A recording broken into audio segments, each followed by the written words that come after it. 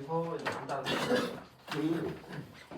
간단하게 요 과목 성격을 좀 말해줄게. 그래서 어디를 좀 보시면 되냐면 여기 목차 하나 있을 거야. 페이지에 보면 목차가 있을 건데 요 목차를 보면 내가 총 18개의 주제를 했거든. 그러면 여기서 테마 11에서 문제가 나오고요. 테마 11에서 그다음에 테마 18에서 또 2문제가 나와. 그래서 각 주제당 그냥 한 문제씩 있다라고 좀 보시면 돼요. 그런데 알잖아. 이제 3점짜리가 10개인데 이 과목이 한 8문제 정도가 고난이도야. 근데 8문제 정도가 사상가 입장을 좀 다루는 거거든. 특히 비교 분석해야 되고.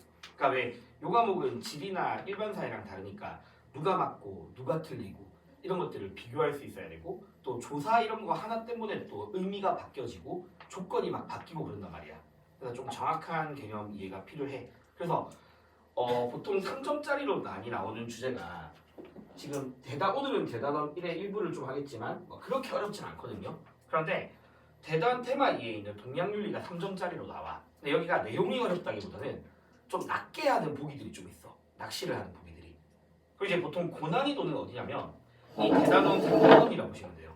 대단원 3단원에서 테마 9부터 테마 11까지 총 4문제라고 했잖아. 여기가 다 3점짜리고 그 다음에 테마 14에서 자연과 윤리 그 다음에 테마 18에 있는 2문제 지구촌 평화 윤리 요 문제 정도가 고난이도야. 그래서 내가 막 많이 해봤지만 나중에 너희들이 요게 개념이 어려워서 틀리진 않거든. 그리고 나머지는 거의 다 또 독해야. 거의. 근데 이제 거의 실제로 고3들이든 재생들이든 거의 1년 내내 내가 말했던 요 주제 위주로만 돌린다고 보면 돼. 여기만 좀 잘 잡으면 전혀 문제 안 되는 과목이야. 근데 여기가 좀 난이도가 있는 편이기도 하고. 근데 일단 오늘은 이제 테마 1부터 할 거고요. 그 다음에 윤리와 사상을 뭐 배운 사람이 있을 수도 있겠지만 그러니까 이거는 좀 과거의 철학자들을 좀 부활시켜가지고 현대사회 쟁점에 대해서 칸트가 어떻게 이야기할 수 있는가 그냥 칸트 입장을 적용시키는 과목이야. 아니면 현대사회에서 쟁점이 되는 뭐 빈부격차 문제 뭐 국제적인 기아 문제 이런 것들에 대해서 현대 철학자들이 어떻게 이야기하는지 이런 것들을 좀 비교하는 과목이라고 보시면 돼요. 그래서 이따가 과제를 드릴 테니까 지금 당장은 막 써가면서 외우지 말고 문제 많이 풀어보고 이 파트의 문제가 이렇게 나온다라는 걸 스스로 알게 되면 나중에 어디를 공부해야 할지 더 눈에 보일 거야. 그래서 일단 8회 정도 해서 전체적인 개념을 좀 돌리고 할 수 있는 한에서는 최대한 심하게는 좀 말해줄게. 말해주고 자 일단 오늘 8페이지를 봅시다. 8페이지 여기가 항상 1번 주제로 나와. 윤리학의 종교라는 부분이고 여기가 절대로 어렵진 않아요. 그러니까 너희가 조금만 공부하면 뭐 바로 그냥 한 10초 만에 풀 수 있는 주제야. 자 일단 뭐 보면 알겠지만 오답률 되게 낮은 편이고 알겠죠? 되게 낮은 편이야. 엄청 낮잖아. 그러니까 이때는 조금 애들이 혼란스럽게 하는 보기가 하나 있어서 그런 거거든. 근데 그 외에는 거의 뭐 없다라고 보시면 돼요. 자 그럼 바로 우리가 정리를 해볼 건데 실제로 나오는 주제는 9페이지거든. 9페이지에 나오는 윤리학의 종교 이게 타이틀이야. 그래서 뭐 간단하게 그냥 오른쪽이든 왼쪽이든 한번 이렇게만 좀 적어볼게. 자, 우리가 흔히 알고 있는 윤리라는 것은 인간으로 하여금 바람직한 삶을 이끌게 하는 이거잖아. 맞죠? 이게 윤리야. 그러면 바람직한 삶을 연구하는 학문 이게 윤리학이야. 그래서 뭐 도덕 시간이든 아니면 윤리와 사상이든 뭐 칸트든 소크라테스든 수많은 사람들이 어떻게 사는 게 바람직하다를 제시하잖아. 맞죠? 그런 게 윤리학인데 자 그렇게 우리가 알고 있는 전형적인 그런 사상가들의 입장 인간으로 하여금 바람직함을 안내하고 어떻게 사는 게 옳다 이렇게 제시하는 것들을 우리는 뭐라고 부르냐면 규범윤리학이라고 불러. 그러니까 규범을 제시하는 거야. 알겠죠? 규범을 제시하는 거. 바람직함에 대한 규범을 제시해. 그런데 요 규범윤리학 안에 두 가지가 있어. 일단 두 가지 종류가 있고요. 이론윤리학이라는 게 있고 그 다음에 실천윤리학이라는 게 있어. 일단 이론과 실천. 자 그 다음에 두 번째는 조금 생소하게 느껴질 수 있는데 철학의 한 분야 중에서 논리, 언어 분석 철학이라는 것도 있거든. 논리라든가 언어학. 그래서 이런 것들 좀 논리학, 언어학에 가까운 철학이 메타윤리학이야. 보통 애들이 이 파트에서 틀리는 거는 대부분 메타윤리학 때문이거든. 일단 메타윤리학이 있고, 그다음에 윤리학이라고 하기엔 좀 애매해. 그냥 현상을 설명해. 그거에 대해서 옳다 그르다 그런 거 없이 그냥 도덕적 현상을 설명해 그쳐. 그런 것들을 기술윤리학이라고 불러. 그래서 이 파트 문제는 웬만하면 무조건 실천윤리학, 그러니까 가와 나 이런 식으로 나오거든. 그러면 둘 중에 하나는 실천윤리학이야. 그리고 이제 실천윤리학 중심으로 나머지를 좀 비교해주면 돼. 자, 그러면 일단 먼저 봐봐. 큰 틀에서 우리가 알고 있는 전형적인 바람직함을 제시하고 옳음을 제시하는 게 규범윤리학이거든. 그러면 규범윤리학은 기본적으로 옳고 그름을 제시하는 가치 판단의 성격을 가져. 옳고 그름을 제시해. 가치 판단. 아니면 뭐뭐 하는 것이 옳다, 뭐뭐 하는 것이 그르다와 같이 보통 당위적인 진술이 나타나. 맞죠? 뭐뭐 하는 것이 바람직하다 이런 식으로. 참거짓을 제시하진 않아. 옳고 그름을 제시하는 거지. 맞죠? 그 다음에 둘 다 이론이든 실천이든 도덕적인 측면에서 삶의 이상을 제시해. 삶의 이상을 제시해. 도덕적 측면에서 어떻게 사는 게 바람직하다와 관련된 삶의 이상을 제시해. 그럼 이제 그 안에서 이론이랑 실천이 있는데, 자, 이론윤리학은 너희 뭐 윤리들 아니면 도덕 시간에 배웠던 고대부터 근대까지 수많은 사상가들의 입장이 그냥 이론윤리학인 거야. 그러니까 뭐 유교 사상, 불교 사상, 뭐 소크라테스의 사상, 아니면 칸트 철학 이런 것들 있잖아. 그러니까 그런 것들이 이론윤리학이야. 그래서 이론윤리학은 인간이 어떻게 살아야 하는지를 이론적으로 제시하는 거야. 그냥 이론적으로. 그래서 이론윤리학은 주로 도덕 규법을 정립하고 제시하고, 알겠죠? 이런 것들이 그냥 이론윤리학이라고 보면 돼. 그냥 사상가들의 입장이야. 사상가들의 입장. 자, 근데 쉽게 생각해서 얘들아 봐봐. 칸트가 살았을 때 인공지능 없잖아. 칸트가 살았을 때 배아복지 안 되잖아. 근데 지금 배아복지 가능해졌어. 그러다 보니까 배아복지에 대해서 과연 옳고 그른가에 대한 판단이 필요해. 그래서 칸트, 뭐 유교 사상, 그런 수많은 사상가들의 입장을 다시 적용을 시키는 거야. 그런 영역에 대해서. 그래서 그거에 대해서 옳다, 그르다 또는 해결책을 제시하는 게 실천윤리학이야. 그래서 실천윤리학은 다른 말로 응용윤리학이라고 부르거든. 뭘 응용하냐? 이론을 응용시키는 거야. 어디에다가? 구체적인 삶의 영역에. 그래서 실천윤리학에서 나오는 핵심적인 단어가 뭐냐면 삶의 구체적인 영역에 규범을 그러니까 적용해서 그거에 대한 해결책을 모색한다. 이게 실천윤리학의 좀 핵심이야. 그러니까 둘 다 어쨌든 바람직함을 제시하지만 이론윤리학은 그 규범의 정립이 1차적인 거고 실천윤리학은 그걸 가지고서 해결하는 게 목적이야. 해결. 그래서 그렇게 비교해서 딱 충분히 찾을 수 있어. 근데 이거를 좀 기억해야 돼. 공통점. 알겠죠? 가치 판단, 당위적, 삶의 이상 제시. 그러니까 예를 들어서 아직 우리가 나머지는 안 했지만 얘들아 봐봐. 이제 이번에 보면 나 봐봐. 누가 봐도 낙태, 소수자우드 정책. 우리가 겪는 삶의 영역이잖아. 그 영역에 대해서 이론을 적용, 그 다음에 실천. 그러면 누가 봐도 이거는 실천윤리학인 거지. 맞죠? 반면에 봐봐. 이 3번의 나를 보시면 보편적 원리를 구축하래. 그리고 도덕 규범을 정립하래. 그러면 규범을 정립하라고 이야기하고 있으니까 두 개 중에서는 뭐가 되겠니? 이론윤리학이 되는 거야. 그러니까 얘가 나올 거면 항상 뭔가 해결, 구체적인 삶의 영역 이런 것들이 제시가 되는 거고 얘는 원리 정립, 규범 지시 이렇게만 그쳐버리는 거야. 되겠죠? 여기까지가 이제 규범윤리학이야. 그러면 이제 봐봐. 메타윤리학은 아까도 말씀드렸듯이 언어 분석 철학이거든. 그러니까 얘가 너희들이 이렇게 이해하면 좋아. 주로 메타윤리학이 탐구하는 대상? 일단 미리 이렇게 말할게. 메타윤리학이 탐구하는 대상은 언어, 진술, 명제, 그러니까 이런 것 자체를 분석하는 게 메타거든. 언어, 진술, 명제, 알겠죠? 이런 것들 자체를 분석해. 그 다음에 미리 써놓고 이야기할게. 그래서 메타윤리학은 이 규범에서 사용되는 선하다, 악하다, 옳다, 그르다라는 말 자체를 분석하래. 그래서 얘들은 언어의 의미를 분석하고자 한다 라고 이야기를 해. 일단 써봐. 언어의 의미를 분석한다. 그다음에 3단 논법과 같이 이런 논리적 추론들 있잖아. 그런 논리적 추론 과정이 과연 정당한지를 막 탐구해. 그래서 논리적 추론, 논리적 증명 이런 단어들이 꼭 나와 메타에서. 그리고 기술윤리학은 그냥 객관적인 설명이야. 현상에 대한 객관적 설명. 그게 다거든요. 그럼 예를 들어 봐봐 얘들아. 또 다시 보자. 지금 3번의 가를 보면 윤리학은 존재하는 도덕 현상을 설명하는 것을 강조한다고 했잖아. 그냥 설명. 그러면 설명이니까 기술윤리학인 거야. 얘는 그냥 객관적인 설명이거든. 근데 여기 한번 봐봐. 4번에 보면 용어들의 의미 분석, 논리적 분석이라는 단어 나와 있잖아. 맞지? 그럼 언어의 의미, 논리적 분석 이렇게 하고 있으니까 얘는 메타인 거야. 그렇게 해서 풀면 돼. 근데 이제 좀 더 구체적으로 더 설명을 해줄게. 그러니까 이렇게 이제 비교하면 되는 거거든. 자, 그 다음에 또 하나만 더 미리 합시다.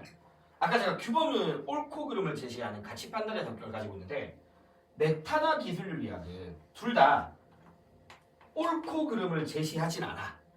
알겠죠? 그래서 이런 것들을 가치 중립적 연구라고 표현을 해. 가치 중립적 연구. 그래서 다시 말하면 메타나 기술은 그냥 말 그대로 언어 분석에 그치는 거고 현상을 객관적으로 설명하는 거에 그치다 보니까 어떻게 사는 게 옳은가에 대한 규범을 제시하는 거에는 관심이 없어. 그냥 규범 제시에는. 알겠죠? 자, 일단 규범 제시는 관심이 없다. 자, 그러면 저희 9페이지 보면서 한번 밑줄 치면서 다시 한번 봅시다. 자, 일단 9페이지에 바로 이론윤리학. 아까 말씀드렸듯이 규범을 이론적으로 제시해. 그래서 종류로는 그냥 수많은 사상들이야. 뭐 칸트, 뭐 공리주의, 알겠죠? 뭐 아리스토텔레스 같은 사상들이야. 뭐 뿐만 아니라 앞으로 배울 동양윤리들, 뭐 유교, 불교 이런 것들이 여기 다 잘 해당되는 거야. 자, 그러면 특징은 뭐냐? 주시원 자 이거. 보편적 도덕 원리를 탐구한다. 각자가 봤을 때 시대와 장소를 초월한 누구나 따라야 될 보편적 도덕을 제시해. 보편적 도덕. 자, 그 다음에 도덕 원리를 제시하기도 하는 거고요. 맞죠? 아니면 내가 예를 들어서 기부를 했어. 그럼 그 기부가 왜 도덕적으로 옳은지에 대한 이론적 근거를 제시해 주는 거잖아. 예를 들어서 우리가 이따가 배우겠지만 칸트 같은 의무론자의 대표적인 사람이 칸트거든. 이제 배워야 돼. 근데 칸트는 선과 악, 옳고 그름이라는 거는 그 사람이 그게 행위의 동기가 바람직해야 돼. 결과가 중요하진 않아. 행위의 동기가 바람직해야 돼. 그리고 공리주의 같은 경우에는 그 행위에 따르는 결과에 따라서 선과 악을 판단해야 돼. 자, 예를 들어서 아까 제가 기부를 했어요. 그럼 칸트 입장에서 이 사람이 기부한 것이 옳다. 왜? 예를 들어 내가 결과를 고려하지 않고 그냥 이게 나의 의무니까 이게 인간으로서의 도리니까 라고 기부를 했다면 행위의 동기가 적절하기 때문에 옳다 이렇게 이야기하는 거야. 알겠죠? 근데 결과적으로 별로 도움이 안 돼. 그럼 공리주의가 봤을 때는 옳지 않다 하게 되는 거야. 그러니까 그런 이론적 베이스를 마련해 주는 게 이론윤리학이라고 보면 돼. 그래서 자, 다시 도덕 원리를 통해서 그 행위가 왜 도덕적으로 옳은가 그른가, 즉 도덕적인 정당화에 대한 이론적 근거를 제시해 주는 거지. 규범을 제시, 원리를 정립. 알겠죠? 옳고 그름에 대한 도덕적 정당화를 제시. 여기가 다야. 여기까지가. 됐죠? 자, 그 다음에 이제 밑에 보자. 실천윤리학이라는 거는 다른 말로 아까 제가 응용윤리학이라고 하자 했고 뭘 응용한다? 이론을 적용해. 알겠죠? 이론을 적용해서 구체적인 문제에 대한 자, 동그라미 이따가 밑에 특징에서 봐봐. 구체적인 삶의 문제의 응용, 도덕적 해결책을 모색, 해결. 이게 실천윤리학이거든. 그래서 위에 종류 봐봐 얘들아. 뻔해. 여기서 우리가 이제 생윤이 사실 생활윤리가 이 실천윤리학의 한 분야야. 왜냐면 대단원, 이단원이 생명윤리거든. 그럼 거기서 뭐 배우냐면 낙태가 옳은가 그른가 배워. 근데 누구의 이론 적용해서? 뭐 아키라스의 철학을 적용해서, 칸트의 입장을 적용해서, 아니면 배아복제가 과연 옳은가 그른가를 배워. 생명윤리에서. 마찬가지로 뭐 공리주의 철학을 적용해서 이런 거야. 그리고 아까 말씀드렸듯이 현대사회에서 나타나는 각종 문제들 있잖아. 알겠죠? 그런 것들에 대해서 이론을 적용하고 해결책을 마련한다. 그러면 이거 현대 철학이거든. 왜 등장했냐? 주청차. 이론윤리학이 가지는 좀 한계가 있대. 한계. 뭐냐면 실제로 너희가 윤사 배운 사람도 있겠지만 칸트 구체적인 행동을 제시하진 않아. 그냥 의무로부터 비롯돼야지 옳다 이게 다야. 행위의 동기가 적절해야지 옳다 이게 다야. 뭐 구체적으로 어떻게 하라 이렇게 말하지는 않아요. 그러니까 이론윤리학은 좀 구체적이지 못해. 그게 한계점이야. 좀 구체적이지 못하다. 그리고 더 결정적으로 아까 말씀드렸듯이 기술이 발달함에 따라서 과거에 없던 새로운 윤리 문제가 등장한 거잖아. 맞죠? 그런 것들을 해결하기 위해서 등장한 거야. 자, 특히 얘들아 절대로 요즘에 수능에서 나오진 않거든. 근데 어차피 3학년 내신할 수도 있으니까 요거와 관련된 그냥 단어 하나만 좀 알아라. 현대 철학자 중에 요나스라는 사람이 있거든요. 나중에 배울 사람이야 이 사람도. 요나스라는 사람이 있어. 그래서 요나스가 쉽게 말하면 봐봐. 야, 이 사회가 기술은 급격하게 발달이 되어 있다. 기술은. 그런데 윤리라는 것이 그 기술의 발달 정도에 미치지 못하고 있고 그로 인해서 나타나는 이 문제점, 이 여백, 공백을 지칭하는 단어가 요나스의 윤리적 공백이라는 단어야. 윤리적 공백. 그러면 다시 말합니다. 실천윤리학 왜 등장했니? 라고 하면 이거 메꾸려고 등장한 이렇게 하면 돼. 알겠죠? 이걸 메꾸기 위해서 등장한 거야. 근데 이 윤리적 공백이라는 단어는 수능에서 물어보진 않아. 거의 그냥 내신에서 물어보는 단어고 근데 연계에서는 한 문제씩 꼭 나와. 윤리적 공백. EBS에서는. 그래서 이런 문제가 등장해서 나타남. 근데 이제 아까 말씀드렸듯이 중요한 건 뭐다? 해결. 알겠죠? 구체적인 삶의 영역. 이게 핵심인 거고 그 다음에 마지막으로 또 보기 하나 더 알아야 돼. 학제적인 성격이라는 말을 좀 체크해라. 학제적인 성격. 알겠죠? 학제적이라는 말을 특징에서 요거 아마 사회문화를 혹시 내신으로 하는 사람들은 간학문적 관점이라는 말을 들어봤으면 그거랑 똑같아. 그러니까 간학문적이라는 게 여러 학문의 지식을 사용 뭐 이런 정도의 뜻이거든. 그러면 얘가 어쨌든 뭐 생명에서 나타나는 문제점을 해결하기 위해서 나타났대. 예를 들어 낙태가 옳은가 그른가를 판단해야 된다면 적어도 낙태가 뭔지는 알아야 되고 그럼 낙태라는 게 태아의 생명을 모체로부터 분리한다면 과연 그 태아에 대한 규정도 필요하잖아. 단지 뱃속에 있는 아이인지 뭐 일부만 나왔는지 이런 규정도 필요해. 근데 그런 거 없이 낙태 문제를 해결할 수는 없으니까 의학적 지식도 좀 필요할 수 있고 뭐 법학적 지식도 좀 필요할 수 있고 알겠죠? 그래서 학제적이란 말은 여러 학문의 지식을 필요함 이게 다야. 알겠죠? 여러 학문의 지식이 필요. 윤리 문제를 해결하기 위해서 뭐 의학이든 법학이든 여러 지식이 필요하다. 일단 요 정도까지가 실전윤리학이야. 아직까지는 할만하죠? 별거 아니죠? 자, 그다음에 이제 우리가 메타윤리학이라는 말을 좀 해야 되는데 이걸 해야 되는데 자, 너희가 계속 머릿속으로 얘는 언어 분석 철학이야. 그냥 그 한 종류야. 언어 분석 철학. 알겠죠? 언어를 분석하는 철학이야. 좀 이렇게 이야기를 해보면 돼. 그러니까 실제로 얘가 등장을 왜 등장하냐면 안 해도 돼. 봐봐. 고대부터 근대까지 정말 수많은 사람들이 옳음이 무엇인가에 대해서 선함이 무엇인가에 대해서 이야기를 해왔어. 그런데 1, 2차 세계대전 거치면서 일부 철학者사이에서 좀 회의적인 입장이 생겨.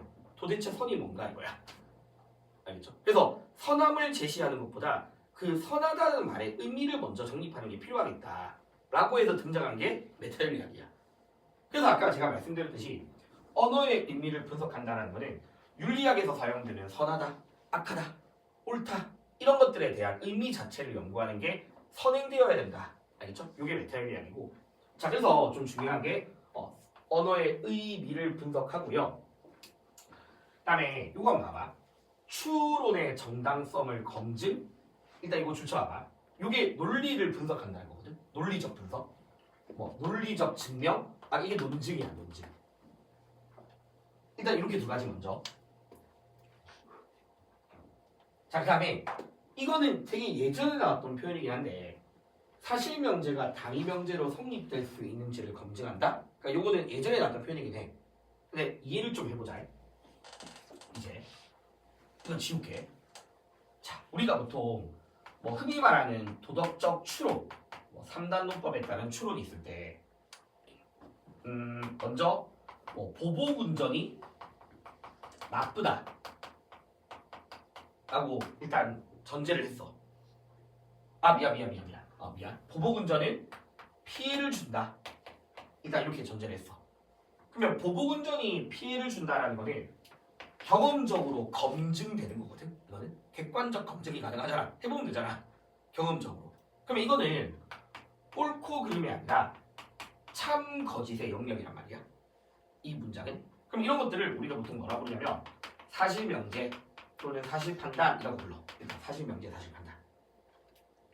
자, 그래서 보복운전이 피해를 주니까 보복운전은 악하다, 나쁘다 라고 이제 추론을 해. 보통 이렇게 추론을 해. 그러면 메타윤리학자들이 봤을 때는 이거는 객관적인 검증이 가능한데 나쁘다라는 단어 자체가 과연 객관적 검증이 가능한 거야. 그럼 사람마다 나쁘다라는 의미는 달라질 수 있다고 봐. 주관적일 수도 있는 거고. 그래서 봐봐. 지금 전제가 참거짓으로서 분석될 수 있는 사실 명제이라면 나쁘다와 같은 옳다, 그르다, 해야 한다, 선하다와 같은 당위적인 진술도 똑같이 참거짓으로서 검증이 돼야지 논리적으로 옳지 않냐 이거야. 전제가 참거짓이라면 결론도 참거짓으로 나타낼 수 있어야 한다는 거야. 이해되겠죠? 그래서 아까 제가 말씀드렸듯이 선하다, 악하다, 나쁘다와 같은 이 도덕적인 단어에 대한 의미를 분석하겠다라는 것을 과연 그 도덕적인 단어가 객관적으로 또는 참거짓으로서 증명될 수 있는지를 분석하는 거야. 그렇게 되어야지 논리적인 추론도 뭐 할 수 있다? 일관적일 수 있다라고 보는 거고 정당할 수 있다고 보는 거고. 대인이들아 여기까지? 그래서 요게 메타윤리학이야. 자, 근데 이제 여기서 조금만 더 나가야 돼. 좀 더 나가서 그러면 이 단어에 대한 의미 분석 나아가서 뭐 논리적 추론 아까 다 이야기했어. 자, 근데 이 참거짓 분석이 가능하다라고 보는 사람도 있고 가능하지 않다라고 보는 사람도 있거든. 메타윤리학 안에서. 알겠죠? 선하다, 악하다라는 것이 참거짓으로 분석이 가능하다, 가능하지 않다. 이제 이게 조금 메타의 심화야. 그러면 메타윤리학 안에 이게 가능하다고 보는 사람들을 인지주의라고 불러. 수능에서는 안 나오는데 이상하게 교육청에서는 꼭 보기가 한두 개씩 들어가거든. 일단 이걸 인지주의라 불러. 그 다음에 그게 가능하지 않다를 비인지주의라고 불러. 일단 한번 봐봐. 비인지주의라고 불러.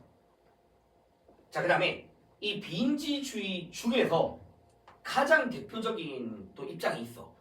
가장 대표적인 입장이 정서주의라고 불리는 사람들이거든. 그럼 자, 이 사람들은 어떤 식으로 이야기하냐면 이 나쁘다와 같은 도덕적 단어는 참거짓 분석이 안 돼. 일단 안 돼. 안 돼. 왜? 개인의 단순한 주관적인 감정 표현에 불과한 거다. 이거는 감정 표현에 불과한 거니까 이거는 객관적인 검증이 될 수 없다. 요게 이제 비인지주의자 중 정서주의 입장인 거야. 비인지주의자 중 정서주의. 그래서 이 단어 자체가 참거짓으로서 분석이 안 되고 단순한 개인의 감정 표현에 불과하는 거니까 이들이 봤을 때 저런 도덕적 단어를 활용한 도덕적 진술은 그냥 무의미한 거다. 그래서 윤리학은 학문이 아니다 이렇게 말하는 사람들인 거야. 윤리는 학문이 될 수 없다. 그래서 도덕적 진술이 무의미하다 이렇게까지 나타날 수 있는 게 비인지주의자들의 입장이야. 얘들아. 그래서 이 말을 왜 하냐면 이게 한번 그 평가원 문제에서 제시문으로 쓰인 적이 있어. 20세기 중반 등장한 논리 분석 철학의 한 분야는 나쁘다라는 말은 개인의 감정 표현에 불과하고 도덕적으로 무의미하다라는 결론까지 나타나게 된다. 다 묶어서 이거 무슨 윤리야? 그냥 메타윤리학인 거야. 이게 다 메타야, 메타. 되겠죠? 그래서 근데 사실 너희들이 이것만 잘 기억해도 돼. 언어의 의미 분석, 논리적 증명. 그리고 이제 요즘에는 좀 더 뭘 많이 물어보냐면 그래서 이 사람들은 그럼 이렇게 도덕적인 단어를 활용한 도덕적인 진술이라는 것이 사람들에게 객관적으로 인식될 수 있는지를 또 밝혀. 인식 여부, 존재 여부 이런 것들을 밝히는 게 메타윤리학이고, 궁극적인 목적은 뭐냐? 야, 과연 윤리학이 뭐가 될 수 있는가? 학문이 될 수 있는가? 단순한 개인의 주관적 감정 표현을 넘어서서 모두에게 받아들여질 수 있는 학문이 될 수 있는가? 그래서 마지막 요거 기억해야 돼. 윤리학의 학문적 성립 가능성을 추구한다. 되겠죠? 근데 이제 이렇게 언어 분석에 그치다 보니까 문제 해결에는 관심이 없는 거야. 아까 이야기했듯이 가치 중립적인 연구에 그치고 문제 해결에는 관심이 없다. 자, 그럼 일단 여기까지 한 상태에서 얘들아 한번 11페이지에 2번을 한번 풀어볼래? 나 아직까지 기술윤리학은 안 했지만 얘들아, 기술윤리학은 그냥 객관적인 설명이야. 알겠죠? 도덕 현상을 객관적으로 설명하는 게 다야.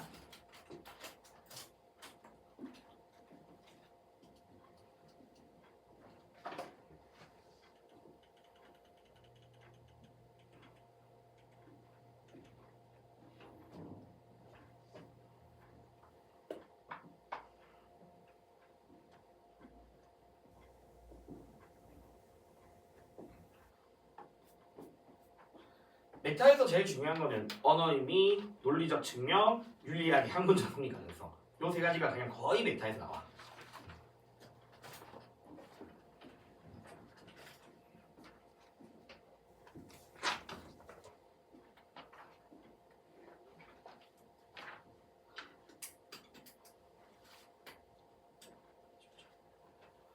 그래서 얘들아, 너희가 나중에 익숙해지면 진짜 10초 만에 풀어 그냥. 바로 그냥 눈을 보자. 의미의 분석, 메타. 맞죠? 의미의 분석. 그리고 아까 실천, 실천 이론 적용. 그냥 실천. 그럼 1번은 아까 이게 바로 맨 마지막에 있는 기술. 객관적 기술. 그냥 기술 들고 나와 있잖아. 서술 나와 있으니까 기술. 2번은 원리를 정립한다라고 했으니까 이건 오히려 이론 윤리학이죠. 맞죠? 도덕 원리를 정립하는 거고. 3번은 학문적 성립 가능성은 제가 아까 메타라고 이야기했고, 그다음에 답은 몇 번? 4번이죠. 맞죠? 구체적 문제 해결 방안. 그냥 대놓고. 그냥 5번은 보편적 규범을 수립한다라고 했을 때 누구는 절대 될 수 없냐면 메타는 될 수 없는 거지. 메타는 그런 거에 관심이 없어. 데이터. 이제 앞으로 가서 우리 기술까지 마무리하고 조금 더 나올 수 있는 표현 몇 가지만 더 정리하고 마무리할게. 자, 우리 기술윤리학에서 얘들아 그냥 별거 없어. 도덕적 풍습이나 관습에 대한 그냥 이렇게 해버려. 객관적 설명. 그러니까 예를 들어 뭐 이슬람 사회에서 명예살인이란 풍습이 있다고 쳐. 근데 기술윤리학자들은 그걸 옳다 그르다 판단하지 않고 그냥 그 현상을 설명만 해. 왜 현상이 나타나게 되었는가? 역사적으로든 문화인류학적으로든 그냥 그 현상을 객관적 설명에 그치는 거야. 그게 다야. 그래서 이 사람들이 봤을 때 가치 판단 대상이 아니거든. 그래서 그런 관행들은 단순한 뭐에 불과하냐? 사실의 집합이다. 가치 판단 대상이 아니니까. 알겠죠? 그리고 그 현상이 왜 나타나게 되는지 아까 역사적으로든 문화인류학적으로든 그냥 설명하니까 그 현상에 대한 인과관계 설명도 가능하다라고 이야기를 하고, 알겠죠? 원인과 결과관계도 정확하게 기술될 수 있다.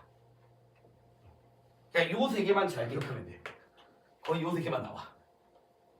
알겠죠? 요 세 개만 나오니까 이게 끝이야.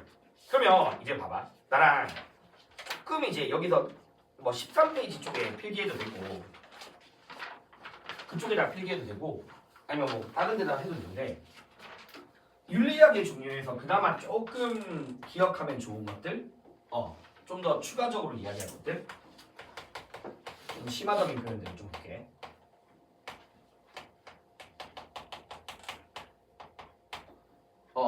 일단 첫 번째는 먼저 일단 이것부터 이야기하자. 가치 중립적이라는 단어. 근데 뭐 너희들이 나중에 공부를 좀 하다 보면 원래 이 과목이 단어에 꽂히면 안 되거든. 전체 문장을 또 봐야 돼. 그냥 가치 중립적 보고서 무조건 메타 이러면 안 돼. 왜냐면 가치 중립적은 기술도 있잖아. 맞죠? 그래서 가치 중립적이다. 뭐 같은 말이야. 맥락이 중요해. 과학적이다. 뭐 객관적이다 이런 말이잖아. 그러면 가치 중립적은 기술도 되고 메타도 되는 거죠. 맞죠? 근데 이제 뒤에 문장을 봐야 돼. 기술은 객관적 가치 중립적으로 현상을 설명하는 거고, 메타는 가치 중립적 또는 객관적으로 언어의 의미를 분석하는 거고. 그래서 꼭 문장을 보고 보기를 해야 되고. 그다음에 둘 다 이렇게 가치 중립적 과학적인 연구니까 공통점은 둘 다 원리를 제시한다라던가, 맞죠? 문제를 해결하고자 한다라든가 이런 거에는 전혀 관심이 없어. 공통점이야, 맞죠? 자, 그다음에 근데 봐봐, 제가 그래서 가치 중립적, 과학적, 객관적 다 똑같은 말이거든. 근데 요즘에 학교에서는 뭐가 나오냐면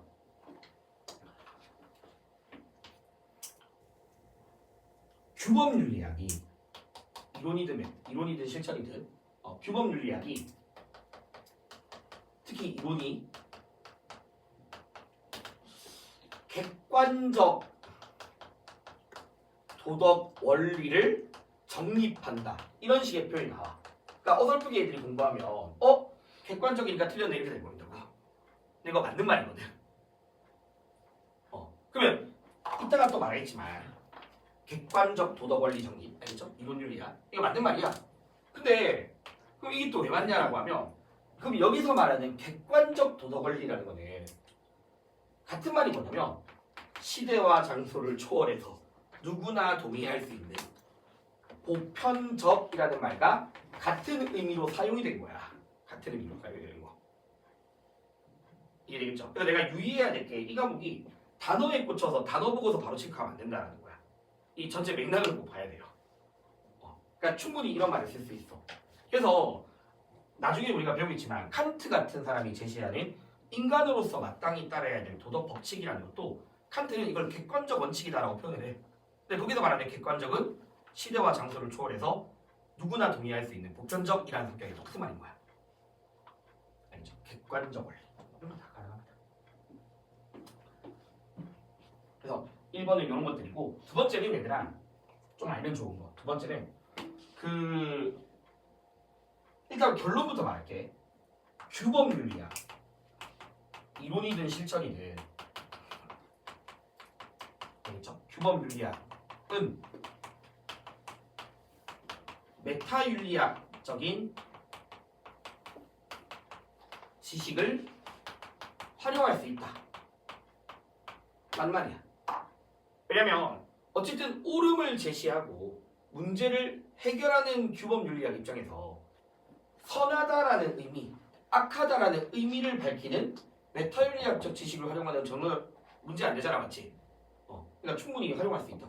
그러니까 이 윤리학의 종류 파트는 막 대립적인 개념 그런 건 아니야, 알지? 그러니까 당연히 메타의 지식을 활용할 수 있어.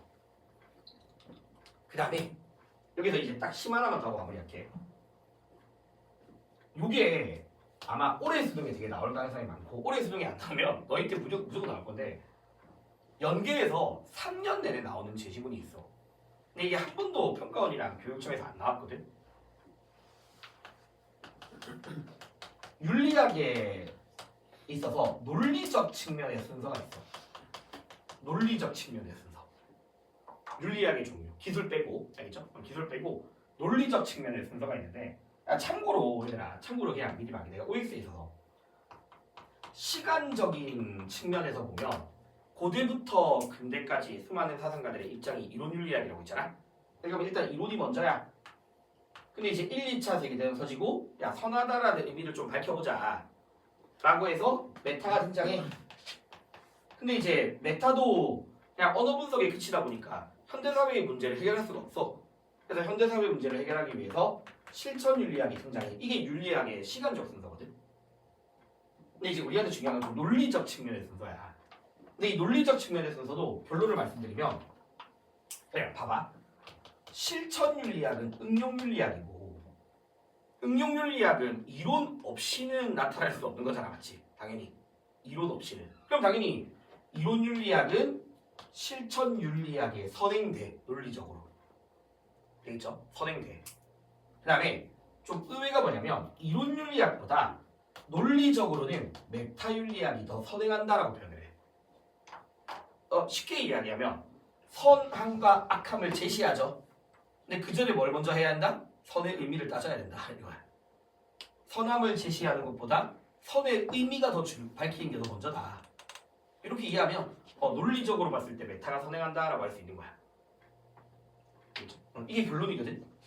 근데 이제 여기서 조금만 더 이야기하면, 그래서 얘들아 논리적으로는 선행해. 왜? 좀 더 구체적인 이유 봐봐. 아까 제가 이론윤리학의 대표적인 사례가 뭐 예를 들어 칸트의 철학 같은 거야. 칸트 의무론 같은 거야. 그러면 이론윤리학자들은 기본적으로 뭐가 전제되어진 상태냐면, 뭐가 전제되어져 있냐면, 인간이라면 누구나 따라야 될 도덕적 원리 또는 도덕적 규범은 이미 존재하고 있고, 인간이 따라야 될 규범은 존재하고 있고, 또 사람들 또한 그 규범에 대해서 인식이 가능하다라는 것 자체가 전제가 된 거거든. 맞죠? 도덕 규범은 존재하고 있고 사람들 또한 인식될 수 있다. 그런데 아까 제가 잠시 말씀드렸지만 얘네가 탐구하는 것 자체가 과연 도덕적 진리는 존재하는가 이거야. 과연 도덕적 진리는 존재할 수 있는가? 사람들에게 인식 가능한가? 알겠죠? 그래서 얘네들은 규범의 존재 여부, 인식 여부를 밝히는 거거든. 뭐 말인지 존재 여부와 인식 여부를 밝히는 거야. 그러니까 메타윤리학은 이론윤리학의 전제 자체를 탐구한다라고 표현해. 이론윤리학의 전제 자체를 탐구. 알겠죠? 그래서 메타는 이론윤리학의 전제를 탐구한다. 그러니까 그런 측면에서도 논리적으로 선행한다라고 볼 수 있는 거고. 근데 이게 EBS 스투스완에서 무조건 꼭 한 문제씩 있거든. 내가까지 평가에서 안 나왔던 거라서 그냥 요 정도까지만 너희가 윤리학 준비하면 됩니다. 자, 그러면 이제 11페이지에 얘들아 이제 우리 1번이랑 3, 4번 한번 해보자. 앞에 거 보면서 해도 돼. 지금은 당장 안 떠오르니까 좀 보면서 해봐. 1번, 3번, 4번.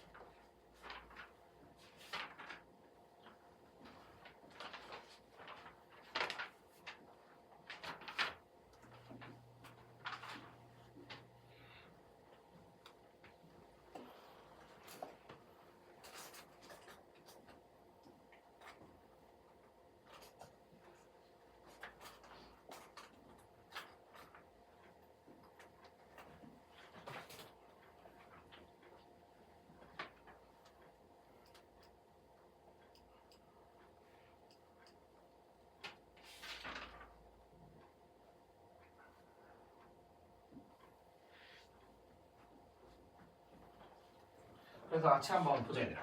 일단 뭐 1번은 얘들아 어쨌든 나는 올바른 삶을 위해서 표준 규칙을 제시하라. 여기까지만 가면 이거 이론 윤리학이잖아. 맞죠? 막 문제를 해결하는 것까지 강조하진 않잖아. 그냥 올바른 삶을 제시하라. 규칙을 제시하라라고 했으니까 나는 이론이고. 근데 어떤 사람은 현상을 객관적으로 기술한다 했으니까 기술 윤리학이거든. 그럼 이제 보통 나는 이러한 주장이 뭐뭐라고 생각한다라고 나와 있으면 평가원에서는 웬만하면 간과한다가 답이야. 알겠죠? 수능이나 평가원에서는 왜냐면 이 맥락이 내가 봤을 때 이 사람을 칭찬하려고 쓰진 않잖아. 주로 비판하려고 쓰는 거겠지. 알겠죠? 그래서 웬만하면 그래서 간과한다를 먼저 보면 돼. 웬만하면. 그럼 이제 간과한다가 답이 되려면 나는 O가 돼야 되고 메타는 미안 기술은 X가 돼야 되거든. 간과한다 이전의 문장까지 가 맞지? 나는 O 메타 기술은 X가 돼야 되는 거잖아. 이런 식의 문제 유형들이 나중에 너희 생윤에서는 각 사상가들의 입장이 막 서로 비판하는 식으로 막 이렇게 막 많이 나와. 네. 그럼 이제 3번이랑 5번 먼저 볼게. 근데 얘들아 아까 내가 기술은 막 역사학적인 문화 인류학적인 접근을 통해서 이 현상이 왜 나타나게 되는가에 대한 객관적 설명을 한다 했잖아. 그거에 대해서 옳고 그름을 따지는 게 아니라. 그래서 기술은 뭐 인과적 설명이라는 단어를 좀 기억하라 했거든. 그럼 5번에서 문제가 발생하게 된 인과적 설명의 중요성은 오히려 누구 입장이냐면 기술이 O인 거야. 그러니까 답이 아닌 거지. 그리고 3번에서 올바름을 제시하는 규범적 탐구의 중요성은 이론 너무 많은데 제가 아까 메타랑 기술을 그런 거 관심 없었잖아. 맞죠? 그래서 답은 그냥 몇 번? 3번인 거야. 3번. 알겠죠? 답은 3번이고 그 다음에 뭐 일단 나머지를 볼게. 요거는 1번은 이거 담론의 추론, 논리적 추론이니까 그냥 메타야. 전혀 관련 없고 그 다음에 2번에서도 언어의 의미 분석이니까 메타고 맞죠? 언어의 의미 분석 그 다음에 4번에서 학문적 성립 가능성 이거 메타야 그냥. 그래서 나머지는 다 메타에 대한 표현이야. 메타. 그렇죠? 그 다음에 2번은 넘어갈게요. 자, 그 다음에 3번 한번 봐봐야 되나?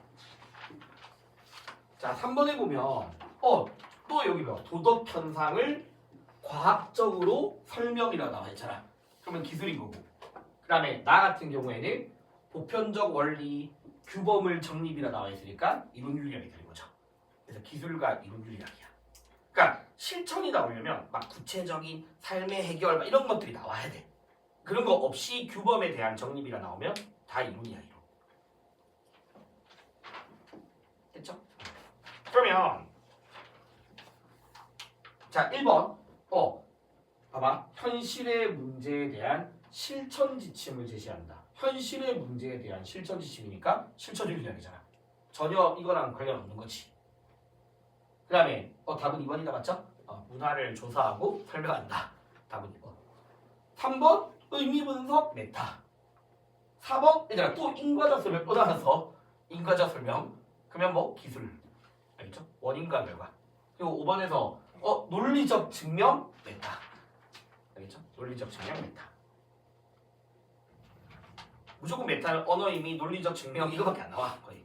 그 다음에 4번 얘들아 4번에 또 논리적 분석 메타. 아까 나 이론을 적용하고 해결을 제공한다 했으니까 실천. 그러면 1번에서 얘들아 문화의 관행을 아까 우리가 똑같잖아. 같이 객관적으로 서술한다 했으니까 기술.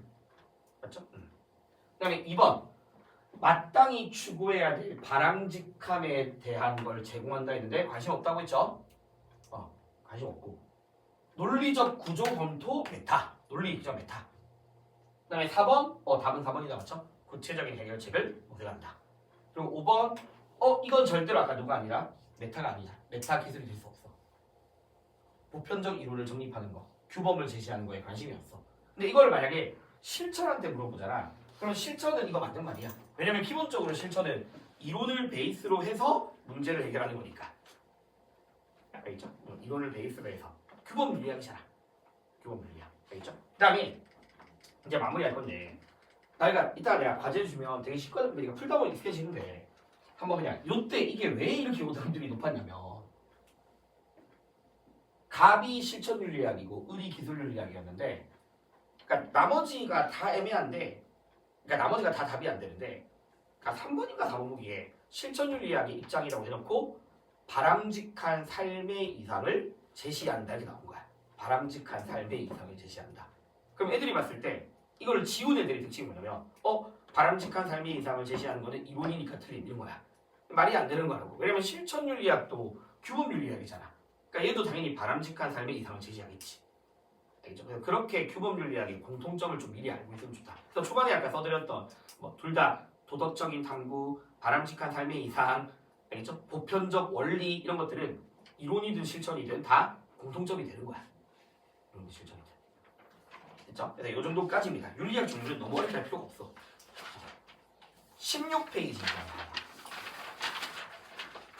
자, 아까도 말씀드렸듯이 생윤은 현대 철학인데 실천윤리학, 현대 철학이 베이스가 되려면 이론이 있어야 되거든. 그래서 대단원 1단원은 그 이론들을 좀 배우는 거야. 베이스가 되는. 그래서 동양윤리의 대표적인 유불도 철학, 그리고 서양윤리의 거의 대표적인 칸트, 공리주의 이런 것들 좀 미리 베이스를 배운다라고 보시면 되고, 이 동양윤리가 문제가 꼭 항상 1번 한 문제씩 나올 때 여기가 다 3점짜리거든. 동양윤리가 아까 말씀드렸지. 그리고 보면 생각보다 좀 오답률이 높아. 심지어는 이때 수능에서는 오답률 1이기도 했어. 80%. 근데 이거 내용이 어려운 게 아니야. 낚시하는 포인트들이 있거든. 그러니까 그런 것만 잘 안 낚이면 돼. 그러니까 너희가 직관적으로 유교 사상이라고 하면 인의예지라는 단어 맞지? 이런 거 떠올릴 거고, 도가 이러면 한 번쯤 들어봤잖아. 무위자연 이런 거 들어봤을 거고, 불교야 이제 정리해야 되겠지만, 그래서 요 사상들 한번 정리하고 또 비교점을 좀 해줄게. 자, 근데 유교를 볼 건데 얘들아, 그러니까 유교는 공자 맹자를 다루거든. 여기서는 공자 맹자. 근데 유교라는 것 자체가 너희가 한 번쯤은 들어봤잖아. 춘추 전국 시대 때 등장한 제자 백가국, 이거 중요하잖아. 그다음에 당시의 사회 혼란, 제후가 군주를 공격하고 이런 것들에 대해서 어떻게 도덕적 해결책을 제시할 것인가에 대해서 유교가 강조하는 것들이 도덕성을, 큰 틀에서야 도덕성을 회복하게 하라, 인륜을 실현하라, 맞죠? 인륜을 실현하라, 이런 것들 있잖아. 인간관계에서의 윤리를 실현해야 되고, 욕구를 절제해야 되고, 내면에 있는 도덕성을 실현해야 되고, 그리고 구체적으로 그럼 어떻게? 라고 하면 너희랑 제일 가까운 관계인 부모님한테 먼저 정성을 다하고 그게 사회 전체로 확대가 돼야 되고, 그래서 유교 같은 것들이 뭘 강조하냐면 효제, 충 이런 것들 있잖아. 맞죠? 부모님께 효도하고, 형제간에 우애 있게 지내고, 국가에게 충성하고, 이웃에 대해서 배려하고, 이런 것들이 다 유교의 가치들이야. 유교의 가치들. 그러니까 직관적으로 이렇게 일단 이런 느낌이잖아. 너희가 알고 있는. 자, 이제 구체적으로 공자 맹자를 볼 건데 거의 맹자로 나와. 알겠지? 거의 맹자로 문제가 나오고, 근데 공자가 간혹가다 나올 때도 있거든. 근데 굳이 나중에 너희가 공부를 좀 하다 보면 이거 공자 맹자 구분이 돼. 근데 구분이 안 된다? 안 해도 돼. 왜냐면 그냥 유교야. 그리고 거의 맹자로 나와. 그냥 거의 맹자라 보시면 돼요. 알겠죠? 그리고 공자 입장을 맹자가 절대로 부정하지도 않아. 그러니까 공자랑 맹자 구분이 안 되면 그냥 맹자야. 자, 근데 일단 공자 가장 베이스. 인과 예, 인의 예지 할 때 인, 알겠죠? 어질 인자잖아. 그리고 예법이잖아, 예법. 그러면 인과 예를 강조했대. 근데 그 전에 먼저 봐봐. 당시의 사회 혼란의 원인이 인간의 도덕적 타락이라서 도덕성 회복해야 돼. 그래서 인과 예를 회복하래. 계속 이야기해. 도덕적인 덕칙, 다스림이 필요하대. 자, 해버릴게. 바로 밑에 인 동그라미. 알겠죠? 인을 강조했대. 인간다움, 아니면 인간이 누구나 가지고 있는 내면에 있는 사랑이야. 사랑. 알겠죠? 어질인자야. 어질다. 사랑이야. 사랑.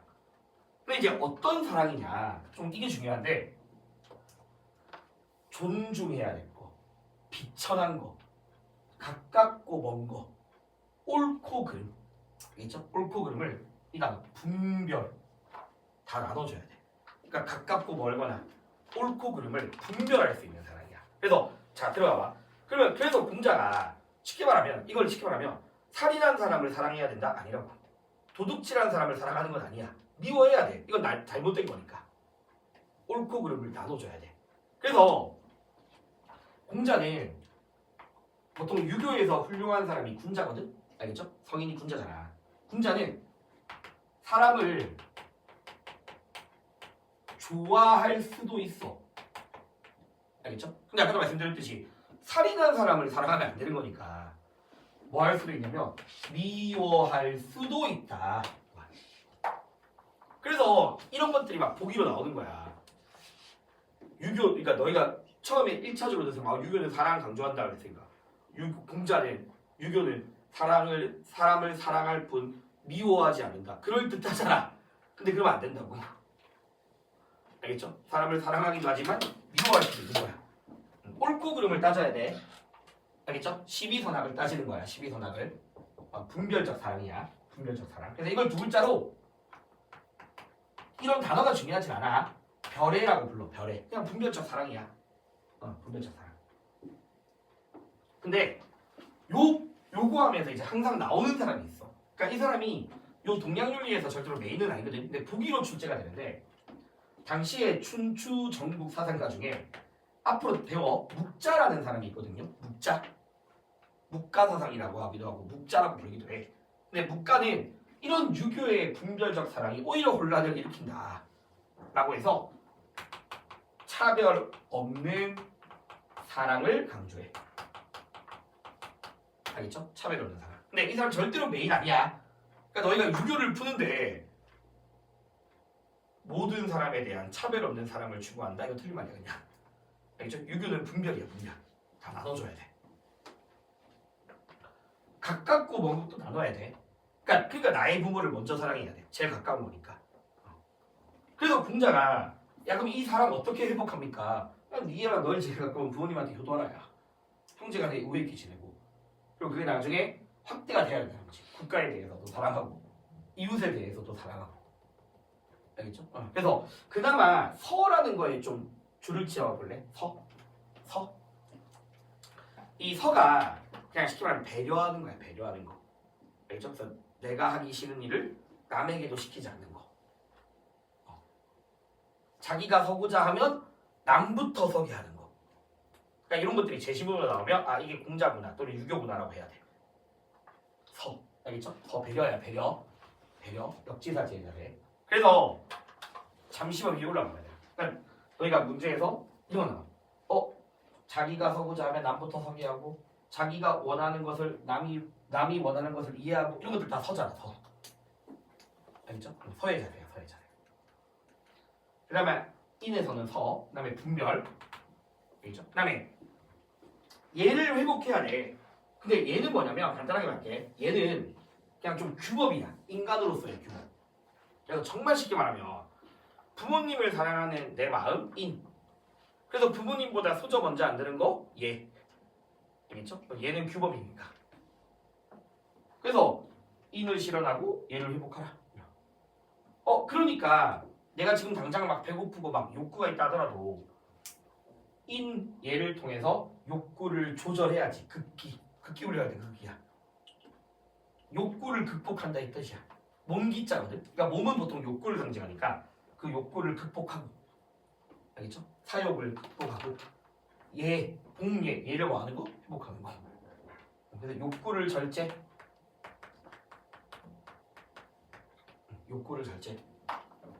그러니까 이런 것들도 나중에 내가 다 또 이야기할 텐데 낚이는 포인트가 있어. 욕구를 절제해야 되잖아. 근데 이제 실제로 어떻게 보면 모든 욕구를 제거하 이렇게 나와. 틀린 말이거든. 왜 안 되냐면 상식적으로 생각해봐. 육체적인 모든 욕구를 다 제거하면 아예 의식적 배제하는 건데 그거 말이 안 되는 거잖아. 알겠지? 아니면 이제 유교는 도덕적인 욕구라는 것도 있어. 도덕적인 욕구. 그러니까 여기서 말하는 욕구를 절제하라는 거는 지나친 욕구들. 알겠죠? 도덕적이지 못한 욕구들. 그런 것도 있잖아. 그런 것들은 절제하라는 거지. 그러니까 제거가 아니라 절제다. 알겠지? 자, 인예 이 정도가 나고요. 그다음에 정치사상. 나중에 또 배울 건데 미리 좀 알아야 돼. 유교는요, 특히 공자는 이 정명이라는 단어를 되게 합니다. 정명. 그냥 명을 바르게 한다. 알겠죠? 근데 여기서 말하는 명은 역할이야. 역할. 자기한테 주어진 역할을 올바르게 수행하라 이거야. 역할을 올바르게 수행하라. 그리고 특히 이런 거 미리 알면 좋아. 공자는 이 명을 바르게 하는 것을 정치의 시작이다라고 표현해. 그래서 나중에 너희가 공부가 좀 돼 있으면 좀 공부를 좀 해놓고 계속 개념을 보면 아까 공자, 맹자 굳이 구별할 필요는 없는데 구별하면 당연히 좋지. 그럼 막 제시문에서 명을 바로 하는 것이 정치의 시작이고 그러면 공작이 되는 거야 그냥. 알겠죠? 정명. 근데 이제 요게 왼쪽에 보면 나오거든. 임금은 임금답게 왼쪽 날개에 보면 신하는 신하답게 이 뜻이야 이게. 임금은 임금다워야 되고 신하는 신하다워야 되고 알겠죠? 군군신신 부부자자 이렇게 표현되는 거야. 군군신신 부부자자. 명을 바르게 하는 거. 그냥 역할을 충실히 올바르게. 그다음에 그러면 군주가 군주다우려면 유교는 도덕적인 다스림을 강조해.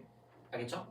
왜 너희 어릴 때 한번쯤 들어봤잖아. 당시에 춘추정시대 때 막 군주의 강력한 권위, 엄격한 형벌 이런 것들을 강조했던 게 한비자라는 사람 들어봤죠? 법가사상. 그리고 유교는 되게 군주의 도덕적인 다스림, 사랑의 다스림 이런 거 강조했고. 그래서 그거 전국 통일했던 사람이 진시황제고 진시황제가 법가사상 수용했다가 하도 강력하게 막 그러니까 유교 사상가들이 하도 뭐라 했잖아. 그래서 다 잡아 죽이고 했던 거 이런 것들 기억나죠? 그래서 유교는 군주의 법이라든가 형벌을 절대로 부정하지 않거든. 근데 도덕적인 다스림이 먼저다. 알겠죠? 그래서 유교가 추구하는 게 이런 거야. 군주가 도덕적으로 다스림으로써 사람들이 자기가 지은 죄를 피하려고 하는 게 아니라 그냥 자기 스스로가 부끄러워할 수 있게 만들어줘야 돼. 그러니까 그런 것들이 도덕적인 다스림이야. 그래서 덕치 그냥 도덕적인 다스림. 알겠죠? 도덕적인 다스림. 그러기 위해서는 이게 좀 중요해. 군주들도 수기 동그라미하고 이는 중요한 단어 아니야. 이는 연결하거든. 그냥 한자에서. 그냥 알겠죠? 수기하고 아닌 동그라미하고 자기를 먼저 수양해야 돼. 몸을 수양하고 그다음에 타인을 편안하게 하는 거야. 그러니까 모범이 돼야 된다는 거야. 그래서 이렇게 선우를 기억해야 돼. 알겠죠? 자기를 먼저 수양하고서 타인을 편안하게 하는 거야. 이거 실제로 막 수능에서 그게 나와. 타인을 편안하게 하고 자기를 수양해라. 틀린 말. 그렇죠? 자기를 먼저 수양하고 타인을 편안하게 하라. 그러니까 내용은 되게 쉬운데 이런 요소에서 좀 낚이게 하는 포인트들이 있는 거야. 자기를 먼저 수양해야 돼. 모범이 돼야 돼. 알겠죠? 모범이. 그다음에 뭐 고른 분배 강조. 형평성은 그냥 고른 분배.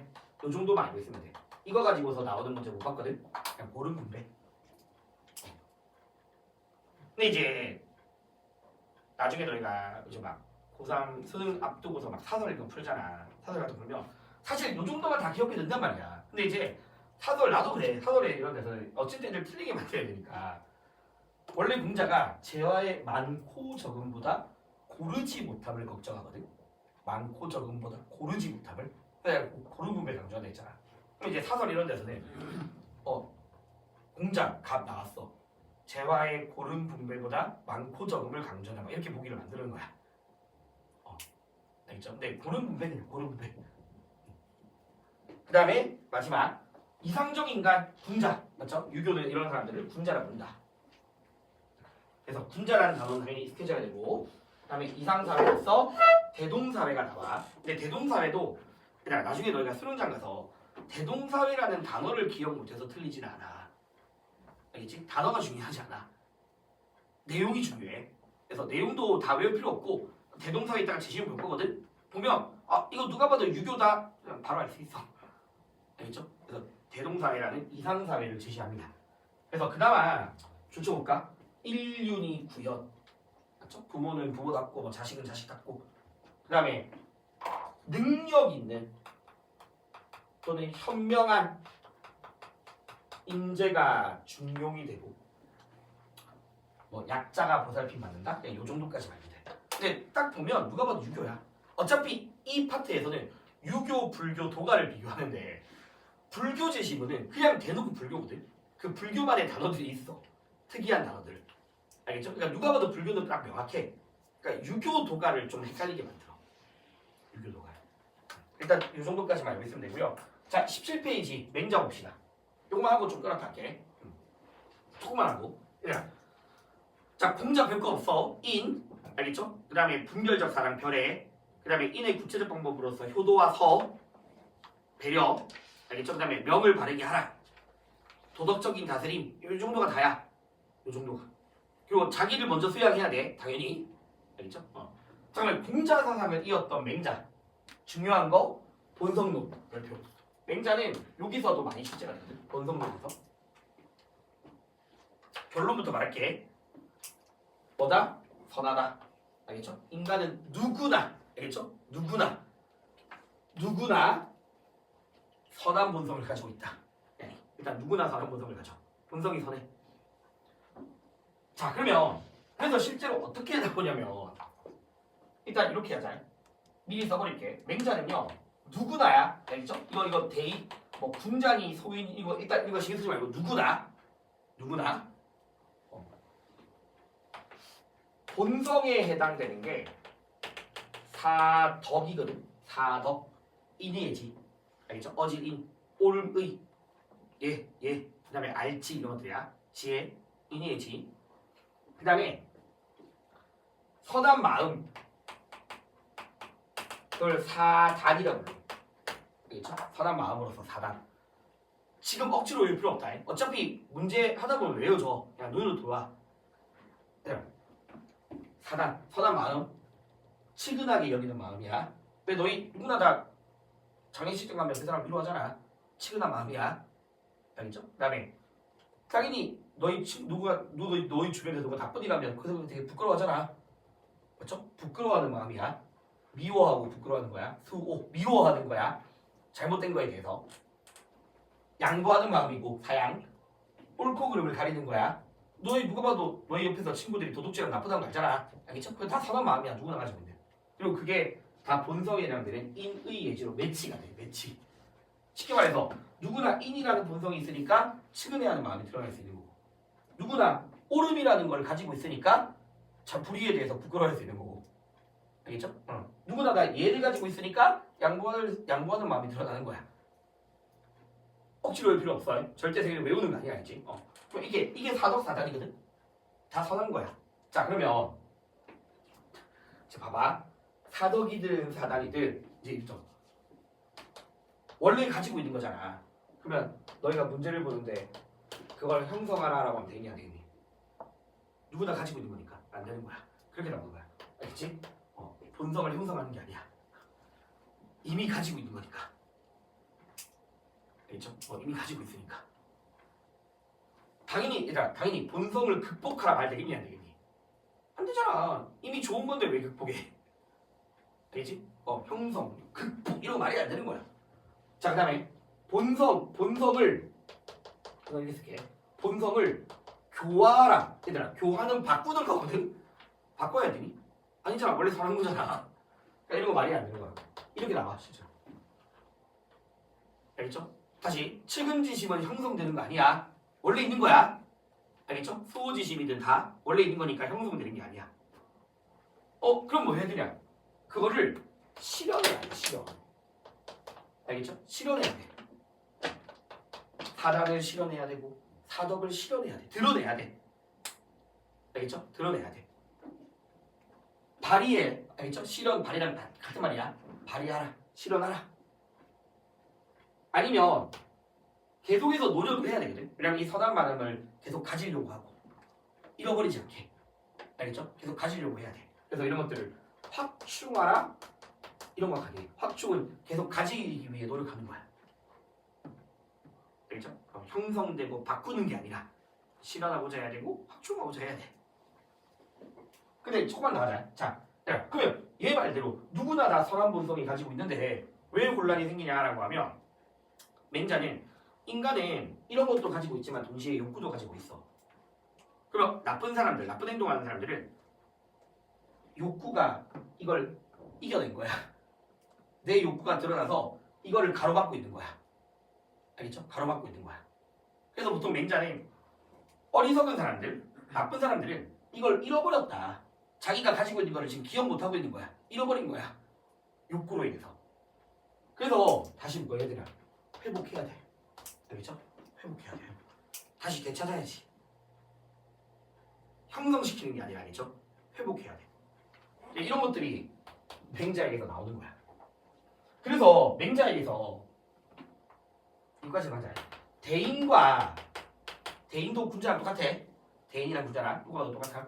대인과 소인의 차이가 뭐냐라고 하면 둘 다 본성이 선하거든.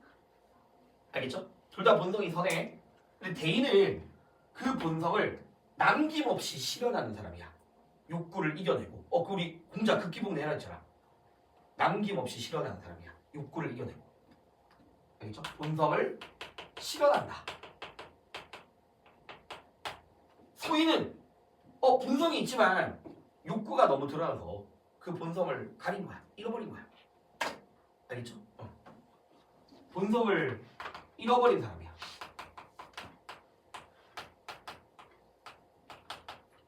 이렇게 써봐. 근데 분명히 요 둘의 본성은 뭐하다고? 똑같이 선해. 알겠죠? 자, 그러면 이제 이까지 했을 때 이제 너희가 충분히 외우지 않아도 되는 거야. 연기교재 이런 데서 어떻게 오래 보기가 쓰냐면 대인과 소인은 타고난 자질의 문제니 자질의 발휘 정도에 따르니. 타고난 자질의 문제라고 하면 되니? 아니잖아. 똑같이 선하잖아. 알겠지? 발휘 정도의 차이인 거야. 그런 게 보기로 나오는 거라고 얘들아. 발휘하냐 하지 않았냐. 타고난 자질의 문제가 아니라 발휘. 알겠죠? 발휘 정도의 차이야. 그 다음에 조금 어려운 보기들은 어떻게 나오냐. 자, 대인과 소인은 본성의 수능 여부에 따라 달라진다. 자, 이 사람은 자기의 원래 본성을 뭐 해서? 수능한 사람이잖아. 알겠지? 근데 얘는 본성의 수능이니 아니니? 안 했잖아. 욕구를 쫓았잖아. 본성의 수능한 게 아니잖아. 선한 본성이. 그러니까 수능 여부라고 할 수 있는 거지. 그래서 정리해보면 다시 타고난 자질의 문제가 아니라 요 둘은 본성의 수능 여부 또는 본성의 발휘 정도. 그러니까 이런 거 외우지 말고 충분히 할 수 있겠지. 문제 풀 때. 알겠죠? 외운다기보다 수능 여부 또는 발휘 정도. 타고난 자질의 문제가 아니라. 자, 그 다음에 조금 이거 하나만 더 마무리할게. 일단 여기까지 하자. 일단 여기까지 하고 그러면 요거는 다 했던 이야기고 알겠죠? 여기까지 하고 조금만 끌었다가 우리 이어서 합시다.